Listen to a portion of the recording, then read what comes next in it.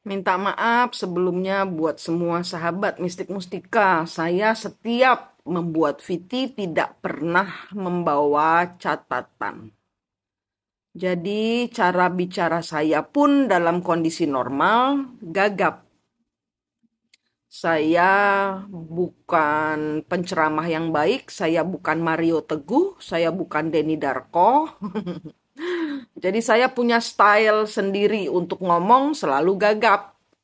Ya, apalagi kalau lagi ngomong gini tiba-tiba ada yang ikut nimbrung. Nah, saya antara berbicara dengan kalian dengan mentransfer apa yang dibicarakan supaya masuk menjadi suatu informasi. Ya, kadang-kadang banyak lah. Banyak kali tidak sempurna, tapi mohon diterima infonya saja. Jadi jangan kelemahan saya.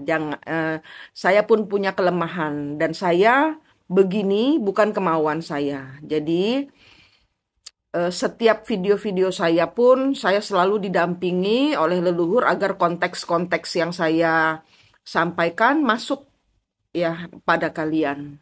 Sedikit banyaknya itu harapan saya. Jadi saya tadi baru pulang dari seorang pengusaha yang selama 2 tahun dari 2018 semenjak COVID mungkin ya gitu. Semenjak COVID itu dia kehilangan uang 30 miliar dan ini aset terakhirnya. Nah, dia baru menemukan video saya dan saya baru datang dari rumahnya. Beliau di Bali sini juga.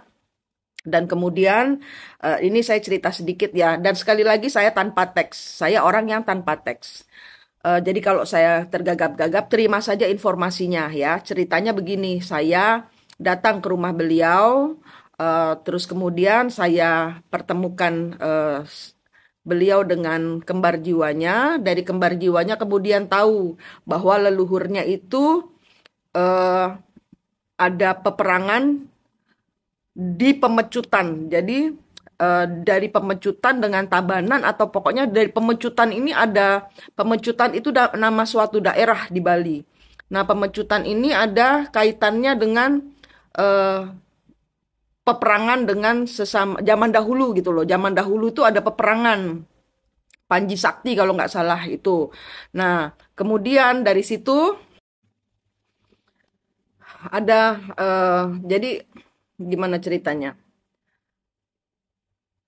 Panji Sakti ke Raja Pemecutan. Ibarat kata gitu. Ada ceritanya di Google. Saya kurang tahu pas ya. Kalian cari aja di Google tentang Pemecutan dan Panji Sakti. Nah, eh, pada saat Panji Sakti ini sedang mandi, ada seseorang ratu yang memberitahukan kesaktian beliau kurangnya apa sehingga bisa terbunuh gitu loh ya. Jadi membocorkan rahasia sehingga terjadi pembunuhan.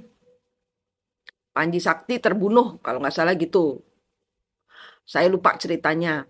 Kemudian ya ini beliau dengan bosnya, beliau dengan temannya, beliau dengan istrinya, padahal suami istri gitu. Tapi saat istrinya saya bimbing untuk ketemu kembar jiwanya pun akhirnya histeris karena melihat pisau di tubuh suaminya di mana leluhur istri yang menancapkan. Nah, itulah pentingnya energi positif suami istri. Saling mendukung, saling membantu, tidak boleh ada sedikit pun negatif. Kalau sudah diikuti leluhur harus paham untuk menjaga energi selalu positif. Nah, eh,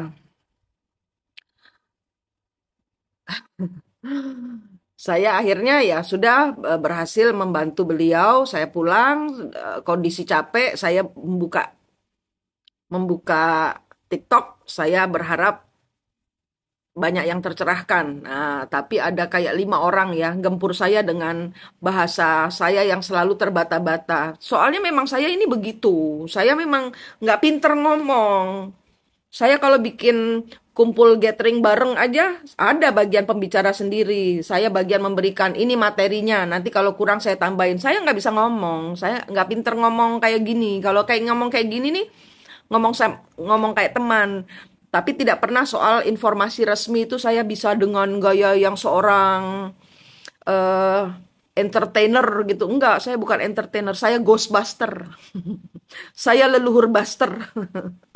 Saya penangkap leluhur-leluhur yang berseteru. Saya mendamaikan energi leluhur yang berseteru. Saya pendamai. Saya Twin Flame Healer. Saya pembantu Anda untuk menemukan kembar jiwa Anda, membantu masalah leluhur Anda, membantu finansial yang terperangkap di dalam masalah leluhur seperti Bapak ini, 30 miliar, men.